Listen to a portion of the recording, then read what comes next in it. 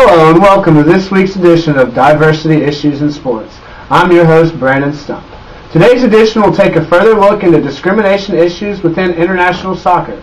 We will define and discuss all types and forms of discrimination, as well as discuss current measures in place to help prevent and remove discrimination issues in international soccer. Wrapping up the episode, we will discuss possible solutions to this prevalent issue plaguing international soccer. Let's keep moving on along and get this outstanding edition of Diversity Issues in Sports started. Discrimination is the behavior that comes about only when we deny to individuals or groups of people treating equality of treatment which they may wish. The act of treating one person or group unfairly, usually because of prejudice about race, ethnicity, age, religion, or gender, is another definition of discrimination. Traditional is the first form of discrimination. That is, the explicit negative attitudes expressed toward out-group members, socially unacceptable. The second is aversive discrimination, which is the form of ambivalence in which one's desire to treat all people fairly conflicts with negative racial beliefs of which the individual might otherwise be unaware. Here are a few examples of traditional and aversive discrimination. Samuel Eto'o and Thierry Henry are great examples of traditional discrimination. Aversive discrimination would be an example of African American players being paid far less than white players in the English Premier League.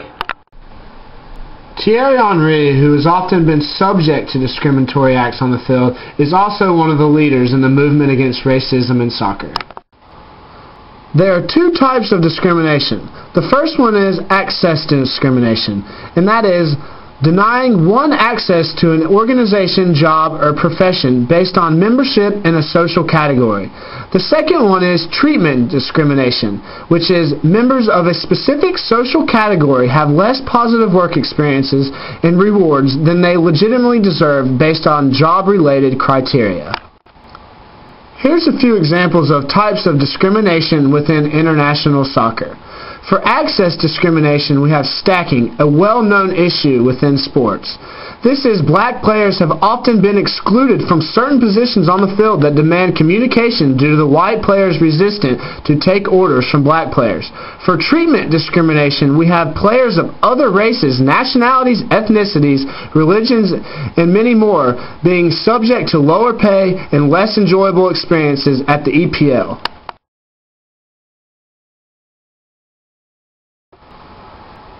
Let's discuss a few current standards, rules, regulations, and/or procedures that are in place to prevent discriminatory acts in international soccer. FIFA is the governing body for international soccer for countries. UEFA is the governing body for international soccer for clubs.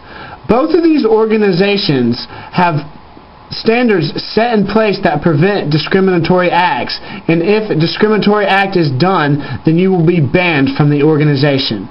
U.S. Soccer Federation also has very similar rules in place. Here are a few possible solutions to this prevalent issue within international soccer. The one that stands out to me is the federal, state, and local governments launching public awareness campaigns with high-profile sport figures to support it. Thierry Henry would be a great candidate for this one. Let's take a look at a few more possible solutions. The one that sticks out to me on this page is the one about the media outlets and how they could devote more consistent attention to reporting on violent and racist incidents on the sports field, including detailed reports on follow-up actions, prosecution, and disciplinary measures. We all know that the media is a big player in issues such as these, so media is a very key aspect to this solution.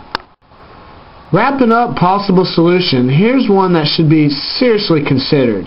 If the EU, the European Union, could locate a generally applicable section in one of its treaties that could be interpreted as applying to sport, it would be able to take action to eliminate spectator racism. This is something that could be very great for international soccer. The next three slides within this presentation are directed towards allowing you to see a very brief description of each scholarly journal article that I used for this research on this documentary.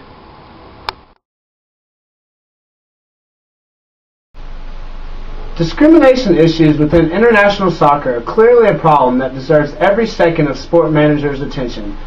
International governing bodies, soccer associations, soccer clubs, players and coaches can all help drive this movement to prevent discrimination within international soccer as well as the fans themselves.